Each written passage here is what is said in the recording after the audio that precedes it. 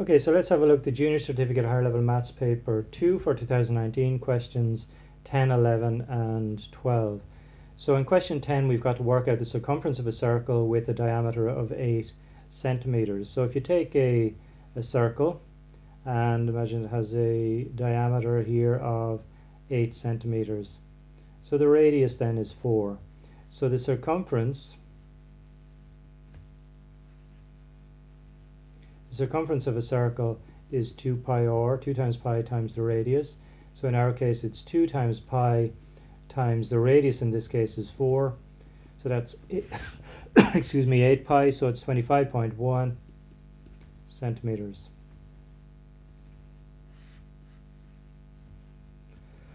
Okay, so the rubber track for a toy digger goes around 4 circular wheels, diameter 8 centimeters as shown. So we've actually already worked out the circumference of one of these circles. So what we have to do here is calculate the length of the rubber track that goes around the 4 wheels.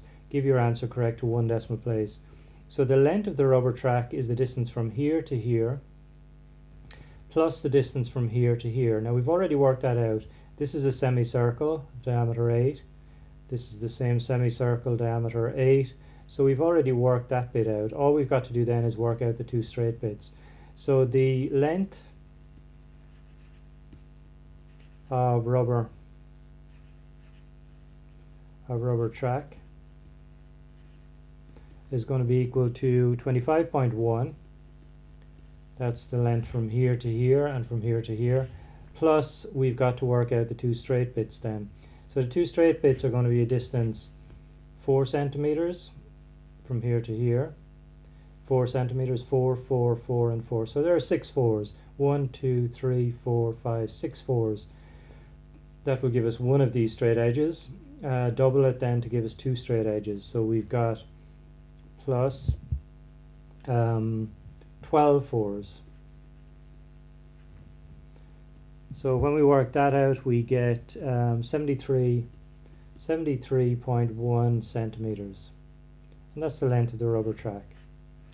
Okay, so every time the wheel turns fully, so every time this wheel here or any of the wheels turn fully from here around once, the digger travels the distance equal to 1 wheel circumference. So it travels this distance here, 25.1 centimeters. So that's kind of obvious. Now work out how many times each wheel will turn fully when the digger travels a distance equal to the length of its rubber track. So this is the length of the rubber track here, 73.1. So really all we've got to do here is take 73.1 and divide it by 25.1 because the wheels will turn fully once when it travels a distance of 25.1 centimeters. When you divide that in, you get 2.91235 and so on.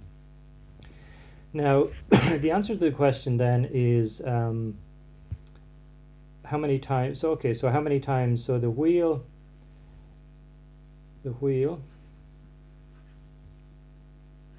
will turn.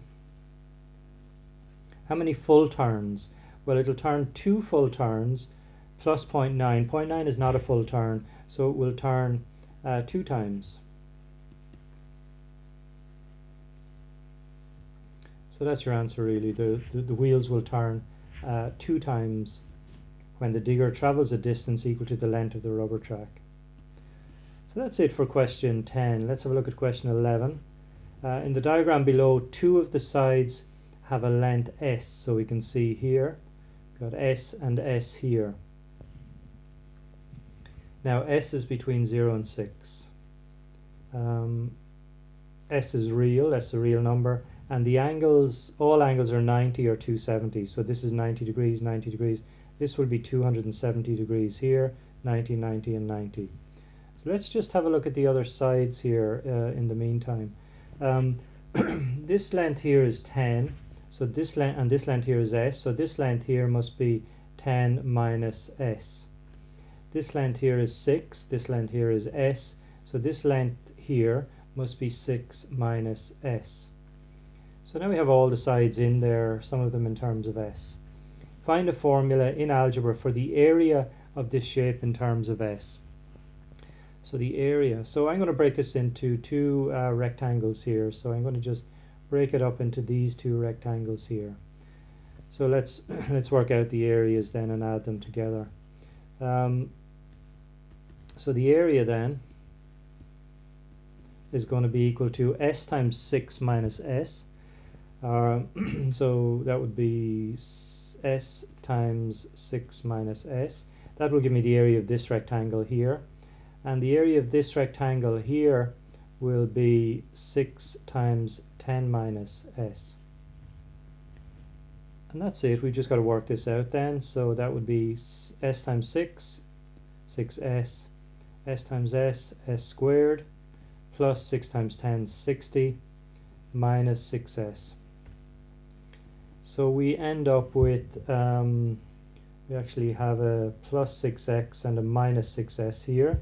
So they will disappear. They'll give us 0. And what we're left with then is just 60, put the positive number first, minus s squared. And this is, are they centimeters? Let me see.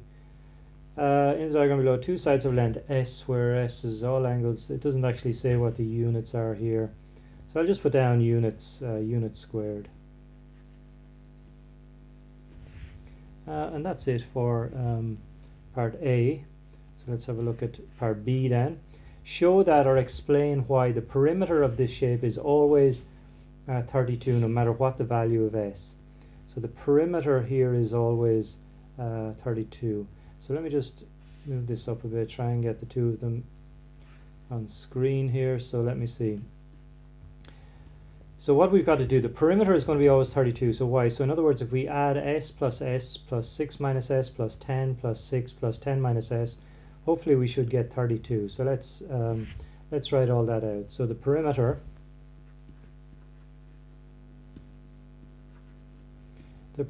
then is just going to be equal to, let's start with s plus 6 minus s plus 10 plus 6 plus 10 minus s.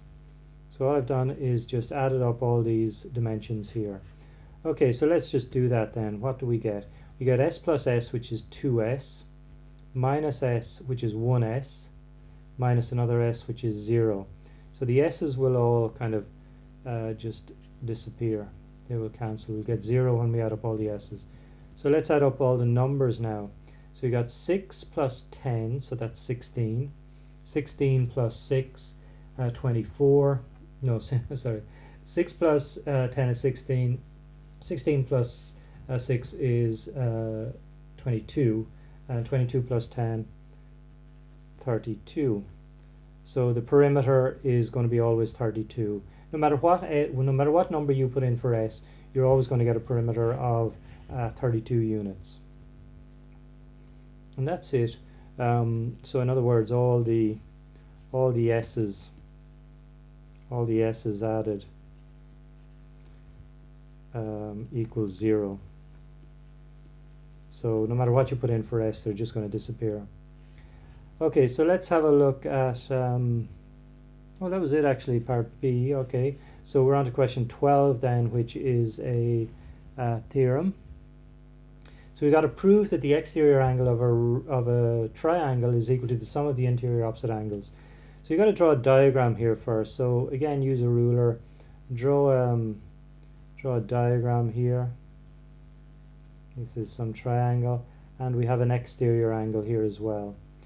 Now you can call the triangle, if you like, ABC, and you can identify the angles whatever way you like. You can call this angle A or B and C, but I'm going to give them numbers 1, 2, 3 and 4.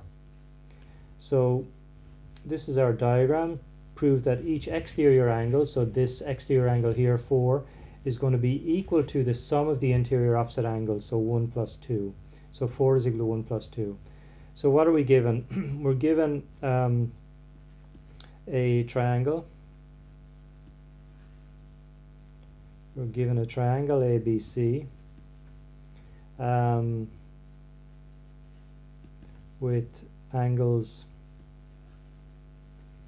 1, 2 and 3, and exterior angle 4. So that's it. What have we got to prove then? We've got to prove that the size of the angle, the exterior angle, which is angle 4, is equal to angle 1 plus the size of angle 1 plus the size of angle 2. So this is what we've got to prove. Okay, so let's start then. Now you can start by saying you've got to make a statement and then give a reason. So I'm going to start by saying angles 1 plus angle 2 plus angle 3 equals 180 degrees. That's from the previous theorem that you would have done. So they're just angles in a triangle equal 180 degrees. That's the first thing.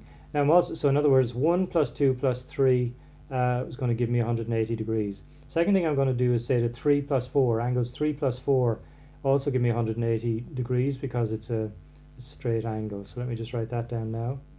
So you've got angles 3 plus angle 4 equals 180 degrees. It's a straight angle.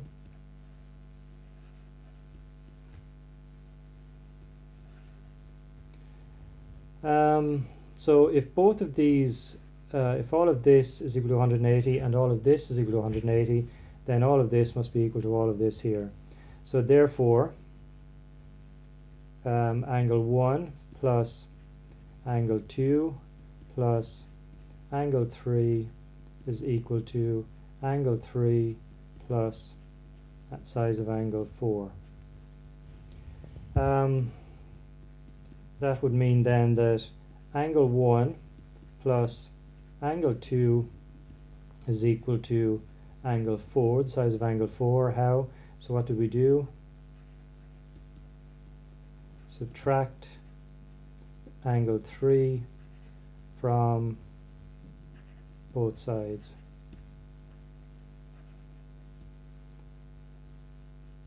And that's it. That's it really. That's what we were asked to prove.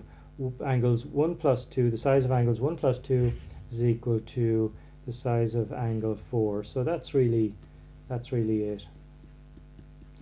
Now you could write up here at the beginning actually, this is a statement,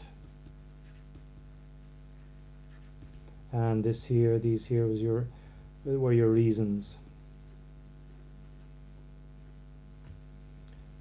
Okay, so that's it for these 3 questions.